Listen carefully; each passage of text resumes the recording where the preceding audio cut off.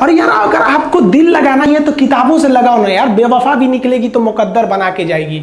दिन ना सबके लिए 24 घंटा का होता है, ऐसा नहीं है कि आपको अलग से वक्त मिलेगा, लेकिन इसी 24 घंटे में किसी को प्यार करके पति बनने का शौक है तो किसी को मेहनत करके करोड़पति बनने का शौक है। तो आप डिसाइड करिए आपको क्या बनना है, क्योंकि बरसों बाद जब लोग ये मिलेंगे ना आपसे तो ये नहीं पूछेंगे कि कितनी गर्लफ्रेंड है, लोग पूछेंगे कमाता कितना है, हैसियत कितनी है तुम्हारी। ये दुनिया का उसूल है कि लोग कभी भी आपसे खैरियत नहीं आपकी हैसियत पूछते हैं। लोग एक दूसरे से वादा करते हैं कि तुम्हारा जिंदगी भर साथ निभाएंगे, कोई किसी का साथ नहीं निभाता है। लोग अर्थी और जनाजा भी ले जाते हैं ना 2 कदम तो कंधे बदल बदल के ले जाते हैं, जबकि पता है कि आखिरी मुलाकात है। और लोग यहाँ कंधा बदल बदल के ले जा रहे हैं और लोग वादे कर रहे हैं कि जिंदगी भर साथ निभाएंगे, कोई साथ नहीं निभाता है।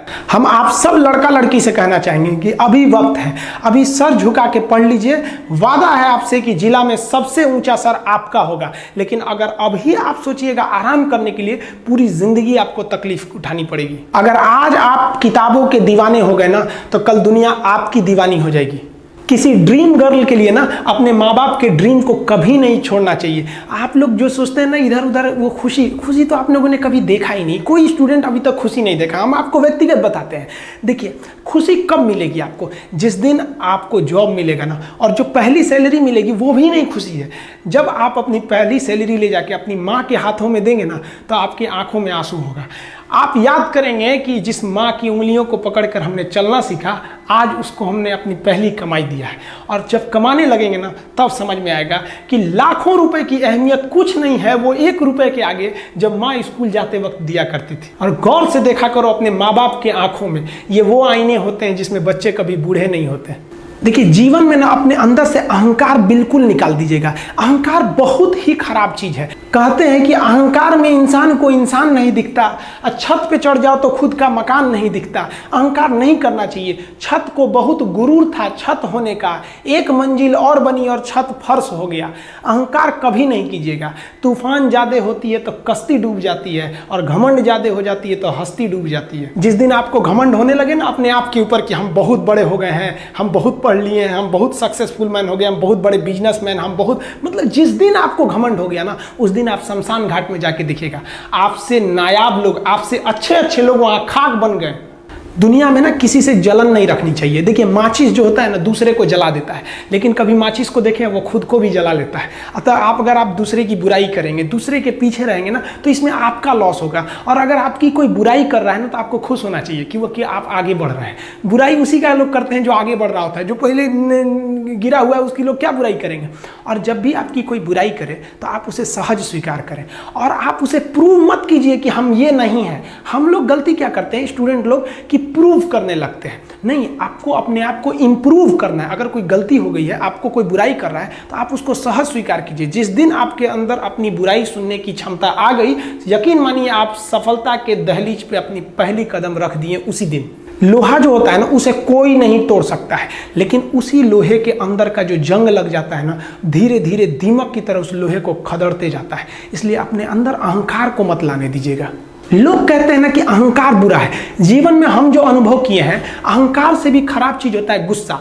देखिए अहंकार उत्पन्न ही नहीं होगा जब तक आपको गुस्सा नहीं आए। आप ऐसे नॉर्मल बैठे हैं और आप किसी से कहिएगा कि तुम्हारी क्या औकात है, जब तक आपको गुस्सा ना आए। तो अहंकार एक पेड़ है और गुस्सा उस पेड़ का जड़ है। इसलिए गुस्सा जिस दिन आया उस दिन आप बर्बाद हो जाएंगे।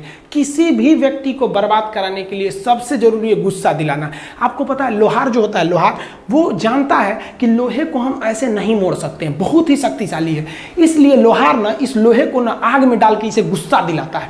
जब ये गुस्से से लाल हो जाता है ना तो जहां गुस्सा आया आप अपनी ताकत खो देते हैं, और ये लोहा अपनी ताकत खो देता है और एक मामूली हथौड़े के चोट से लोहा मुड़ जाता है। तो जिस दिन आपको गुस्सा आ गया समझ जाइए कि आप अपनी ताकत खो रहे हैं।